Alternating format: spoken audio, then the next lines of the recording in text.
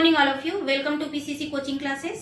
आज का मेरा टॉपिक है केमिकल बॉन्डिंग। ये 9th क्लास का है, चैप्टर 8 का। ठीक है, तो सबसे पहले देखते हैं केमिकल बॉन्डिंग। किसी अणु में दो या दो से अधिक परमाणु जिस बल के द्वारा एक दूसरे से बंधे होते हैं उस बंध को बोलते हैं केमिकल बॉन्डिंग। ठीक है, आयनिक बॉन्ड एक प्रकार का क्या है, रासायनिक आबंध है जिसमें दो विपरीत आयन बनते हैं और वे स्थिर वैद्युत बल के द्वारा एक दूसरे को आकर्षित करते हैं। दो विपरीत आयन जैसे सोडियम और क्लोरीन। सोडियम में प्लस चार्ज होता है और क्लोरीन में माइनस चार्ज होता है। सोडियम के पास 2, 8 और 1 इलेक्ट्रॉन होता है और क्लोरीन के पास 2, 8 और 7। तो ये क्या करता है, सोडियम जो है अपना एक इलेक्ट्रॉन को किसको दे देता है, क्लोरीन को दे देता है, जिससे इसका अष्टक कंप्लीट हो जाता है। 2, 8, 8 हो जाएगा और ये भी अपना अष्टक कंप्लीट कर लेता है 2, 8 करके। तो जब ये देता है सोडियम इलेक्ट्रॉन, इसके कारण इसमें प्लस चार्ज होता है और वो लेता है क्लोरीन 1 इलेक्ट्रॉन, इसलिए उसमें होता है माइनस चार्ज। और इन दोनों कौन से बल के द्वारा एक दूसरे को आकर्षित करते हैं, स्थिर वैद्युत बल के द्वारा। और इनके बंध जो बॉन्ड बनता है, इनके मध्य जो बॉन्ड बनता है उस बॉन्ड को बोलते हैं आयनिक बॉन्ड। ठीक है, समझ में आया। सेकंड देखते हैं वैलेंसी।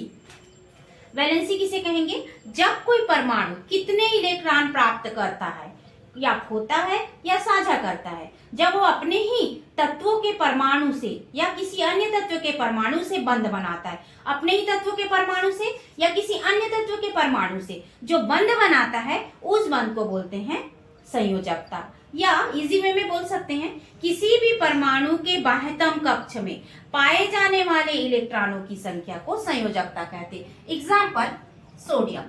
सोडियम का परमाणु क्रमांक 11 होता है। इसके अंतिम कक्ष में 1 इलेक्ट्रॉन पाया जाता है ना, तो इसकी संयोजकता कितनी होगी, 1। तो किसी भी परमाणु के बाह्यतम कक्ष में जितने इलेक्ट्रॉन पाए जाते हैं वह उसकी संयोजकता कहलाता है।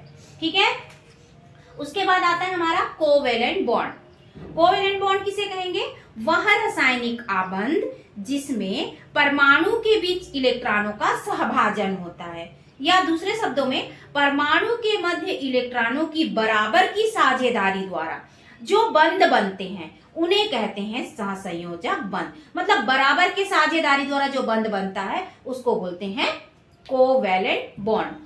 एग्जाम्पल, जैसे यहाँ पर हाइड्रोजन लेते हैं। हाइड्रोजन के पास 1 इलेक्ट्रॉन होता है ना। यहाँ पर 2 हाइड्रोजन लेते हैं, इस हाइड्रोजन के पास भी 1 इलेक्ट्रॉन है, इसके पास भी 1 इलेक्ट्रॉन है। ये दोनों क्या करेंगे, 1-1 इलेक्ट्रॉनों का सहभाजन करेंगे और इन दोनों के पास 2 इलेक्ट्रॉन हो जाएगा। और 1-1 इलेक्ट्रॉन का सहभाजन कर रहे हैं, इस कारण इनके पास जो बंध बनेगा उस बंध को बोलते हैं सिंगल बॉन्ड।